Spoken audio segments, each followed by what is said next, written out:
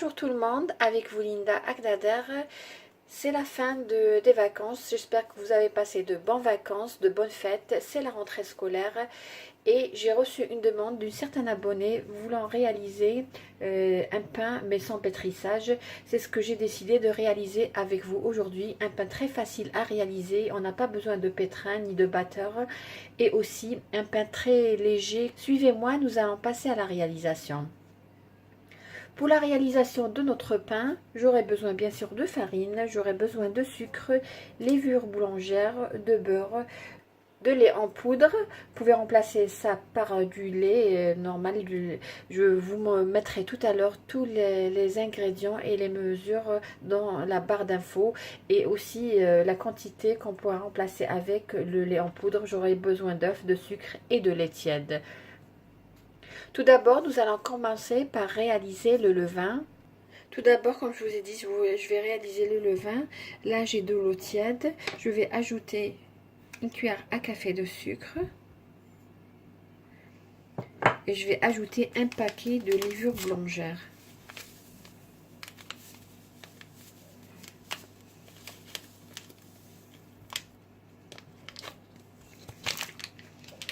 Je vais bien mélanger. Et je vais couvrir avec un film alimentaire et laisser lever ou fermenter pendant à peu près 7 minutes. Dans ce saladier profond, je vais tamiser la farine.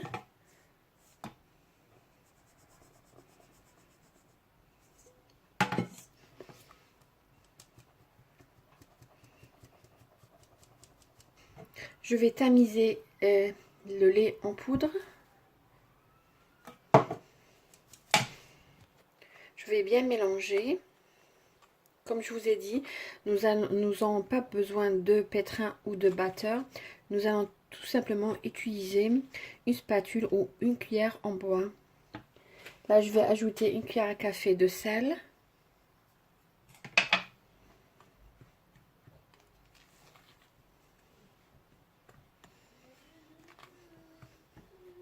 Je vais ajouter une cuillère à café de sucre. Je vais ajouter le beurre ou la margarine fondue.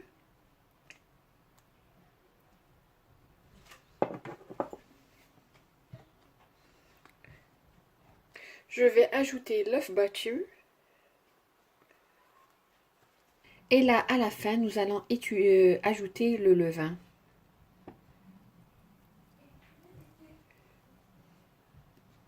Et nous allons bien sûr bien mélanger. Juste avec une cuillère ou une spatule. Bien mélanger. Moi, dans la barre d'infos tout à l'heure, je vous donnerai les quantités que j'ai l'habitude d'utiliser pour un grand plateau. Là aujourd'hui, j'ai partagé la quantité en deux. Voilà, la pâte, elle est prête. C'est ce que je voulais obtenir comme pâte, qui soit collante. Voilà, la pâte, elle est prête. Je vais tout simplement la couvrir et la laisser doubler de volume. Alors, ça peut prendre de 1 heure à 2 heures. Surtout maintenant, il fait froid.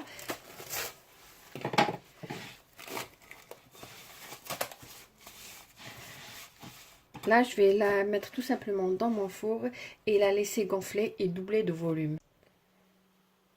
Voilà la pâte qui a doublé de volume. Je l'ai mise dans mon four éteint à peu près 2 heures. Il est préférable de laisser 2 heures parce que comme vous avez vu, nous n'avons pas pétri la pâte.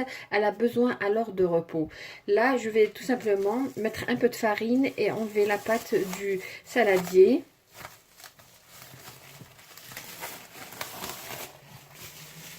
J'aurai besoin pour cela du coupe-pâte. Là, je vais dégazer.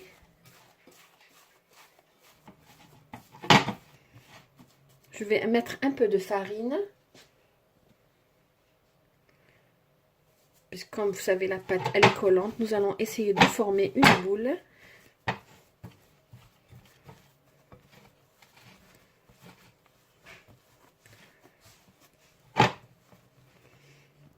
Là, je vais transférer ma pâte sur le plan de travail.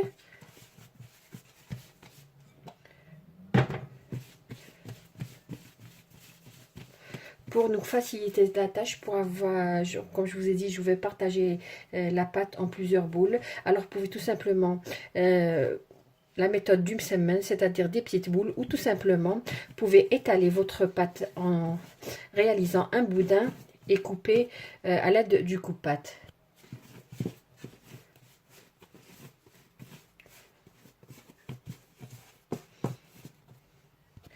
Là, je vais couper ce boudin en 9 boules. 9 ou 10.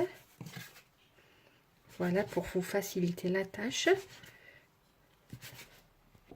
Là, je vais prendre chaque boule et l'enrouler. Là, comme vous voyez, j'ai un moule à fond amovible.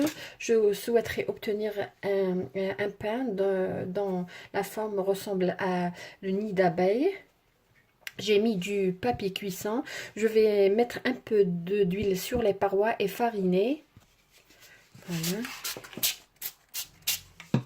Et je vais mettre un peu de farine. Voilà, comme vous voyez. Là, je vais réaliser les boules.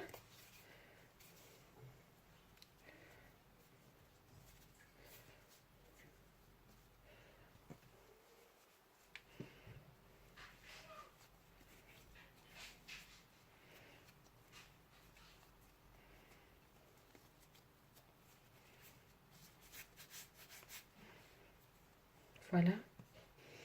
Après la réalisation de ces boules, nous allons les mettre dans notre moule.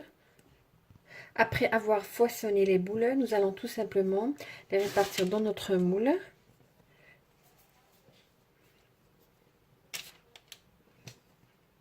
Là, j'ai du beurre fondu. Je vais badigeonner pour donner une belle dorure tout à l'heure lors de la cuisson.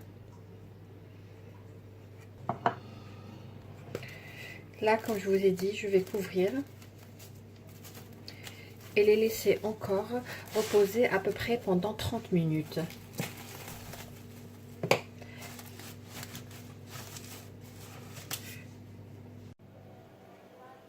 Voilà notre pain qui a gonflé, comme vous voyez.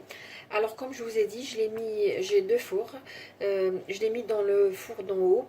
Je l'ai couvert, je l'ai mis 30 minutes. 15 minutes après que je l'ai mis dans le four, j'ai allumé le four d'en bas à 180 degrés. C'est juste pour vous dire qu'il est très important de préchauffer le four à 180 degrés au moins 15 minutes avant la cuisson. Là, je vais l'enfourner à 180 degrés pendant à peu près une quinzaine de minutes, de 15-20, ça dépendra de votre four. Voilà notre pain à la sortie du four. Je l'ai fait cuire pendant 15 minutes et bien sûr cela dépendra de votre four. Là j'ai à peu près une cuillère à café de beurre. Je vais badigeonner le pain et le laisser refroidir. Et nous verrons tout à l'heure comment notre pain se présente à l'intérieur. Voilà notre pain, je l'ai laissé refroidir un petit peu, bien sûr en le mettant sur une grille. Là, nous allons voir comment il se présente à l'intérieur. Je n'ai pas besoin de couteau.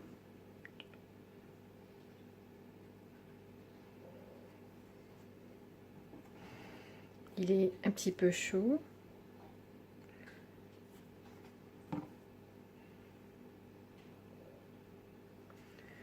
Voilà.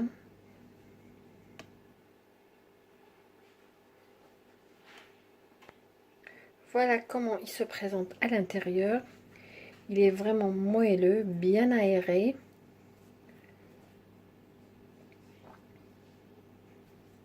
Il est encore chaud, mais comme vous voyez, il est spongieux. Magnifique texture, ils sont très très bons. Vous pouvez le préparer pour le petit déjeuner ou tout simplement pour le goûter ou le dîner accompagné d'un bon plat.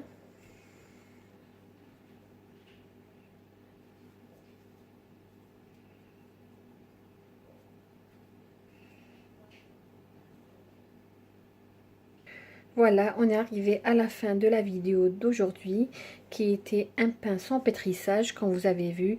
Juste ramasser la pâte avec une cuillère en bois. Bien sûr, et c'est très important de laisser votre pâte prendre le temps de doubler de volume. Comme je vous ai dit, de préférence 2 heures. Vous pouvez aussi préparer votre pâte la veille, la mettre dans un saladier, bien couvrir, la mettre dans le réfrigérateur. Le lendemain, avant l'utilisation bien sûr, la faire sortir. Il faut que votre pâte ait une température ambiante. Ensuite, réaliser les boules et les mettre dans un plateau et les laisser doubler de volume comme j'avais réalisé pour 30 minutes. Aussi, il est très important que la pâte soit vraiment collante. Moi, je vais vous donner les mesures tout à l'heure. Mais comme je vous ai dit, je le dis toujours, l'absorption de la farine diffère. Alors si vous voyez que la pâte n'est pas collante, n'hésitez pas à ajouter de l'eau tiède pour obtenir cette pâte. Voilà, on est arrivé à la fin de la vidéo d'aujourd'hui qui était le pain sans pétrissage qui a été demandé. J'espère que vous avez aimé ce que j'ai réalisé et que vous allez le réaliser. Si c'est le cas, n'hésitez pas à envoyer vos photos à Soulef. Si vous avez aimé ce que j'ai réalisé, n'hésitez pas à liker ma vidéo, pourquoi pas la partager sur les réseaux sociaux. Sur ce bon pain, je vous dis merci de m'avoir suivi et à la prochaine vidéo.